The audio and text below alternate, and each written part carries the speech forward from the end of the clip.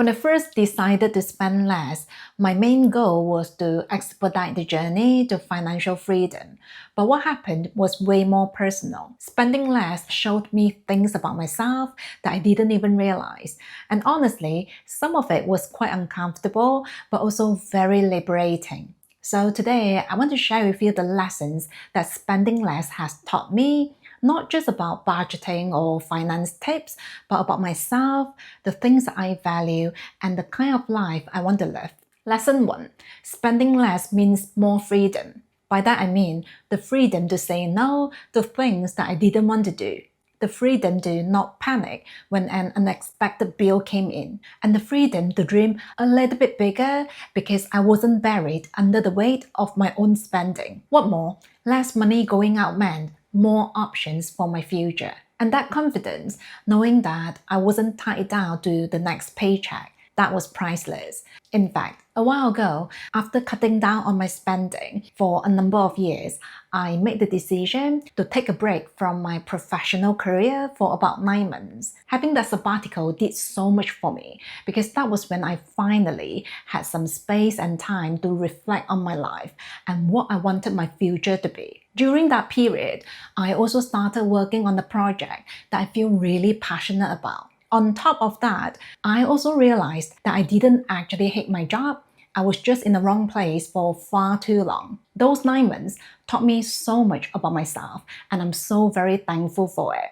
All that being said though, I wouldn't have had the courage to quit my job if I was still buying designer handbags mindlessly. Put another way, spending less gave me more options. Let me know if you agree with this, but I think when people feel like they don't have options, that's when they have resentment. In contrast, if you have the freedom to walk away from a toxic workplace, or a job you hate, or cut down your hours, your well-being will be in a much better place. Personally, I've been doing low buy for a number of years, and I've been very consistent because I know when I choose not to spend on an impulse purchase, I'm not depriving myself. If anything, I'm simply giving myself more freedom and more options in life. Now, I don't remember who said this, but it goes like this. It's never worth it to drive a flashy car to a job you hate. Lesson number 2, spending less changed the way I see success. In the past, my perception about success was more about the material things. I often associated being successful with owning nice things, living in a massive house, and looking a certain way. However, as I grew older, spent less and saved more, I started to realize that success is more about having time, freedom, and peace of mind. To give you an example, I recently started running. A few times a week, I'll go out and run around the neighborhood. At first, I just wanted to get some exercise, but soon I started to really enjoy the fresh air and how things are so quiet and peaceful in the morning. And every time I run, I'm always reminded of the fact that this is a luxury that I couldn't afford in the past. To give you some context, I used to work 6 days a week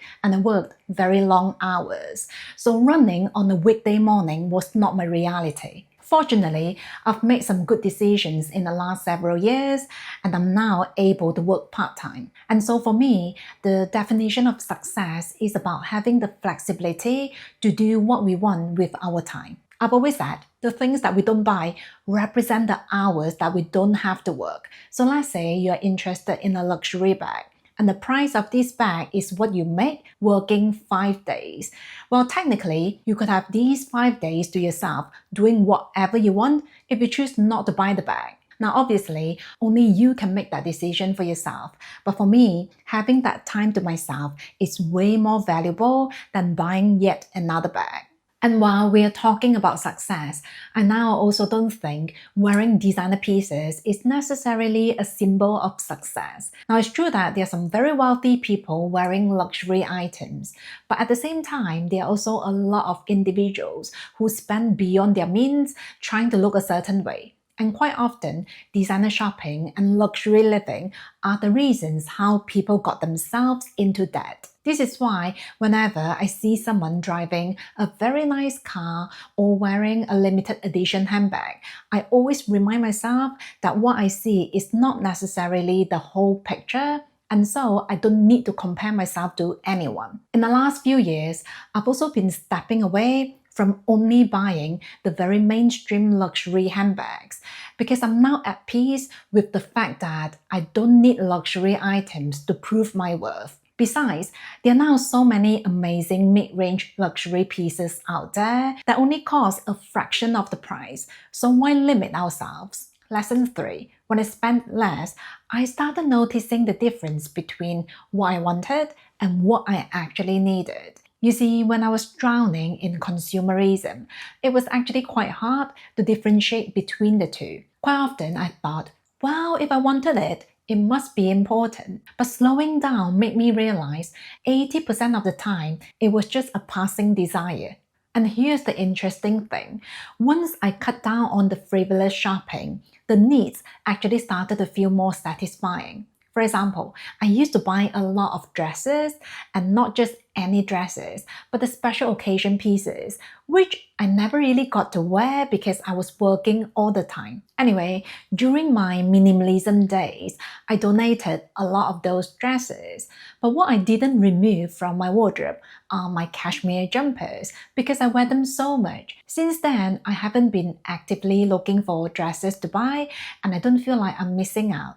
If anything, I'm actually kind of glad that I live a life where I can dress very simply and casually. Not only that, I now also look at those boring and simple everyday pieces with a lot more appreciation. Lesson 4. Spending less forced me to ask, why do I want this? For me, sometimes it was boredom, sometimes it was trying to look successful, and sometimes it was stress. And shopping gave me that incredible hit of excitement. Whether if it was a new package on the doorstep, a new outfit, or a new designer bag on my shelf.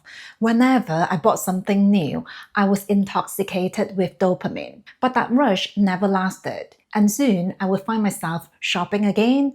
Worse still, the things I bought became more and more expensive. It wasn't until I started doing low buy that these unhealthy shopping patterns started revealing themselves.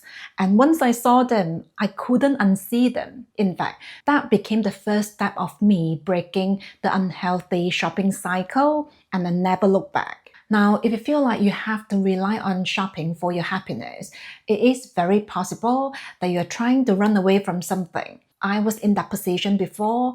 I was so stressed about my work, and shopping was my way to escape the reality.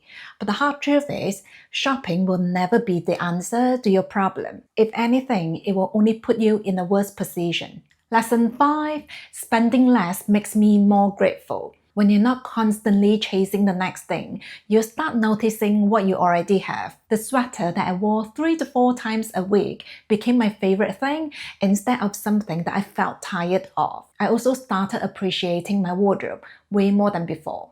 Another great example is my car.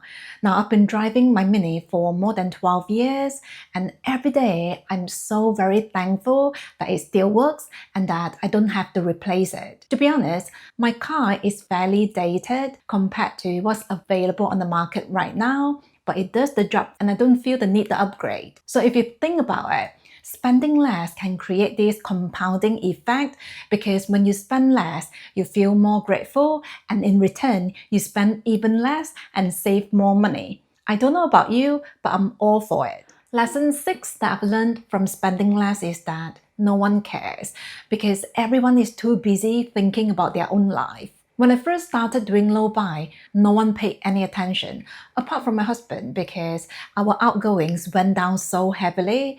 But apart from that, no one noticed that I wore the same jacket all winter. No one noticed that I didn't upgrade my phone for a few years. And when I did wear something new, people might give me a compliment, but then they quickly moved on with their life. Now that was refreshing because I knew then that it's pointless to waste any money trying to impress anyone.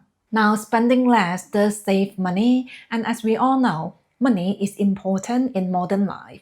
But beyond money, I gained clarity about what I truly value in life and what kind of life I actually want to live. And now I would love to hear your stories.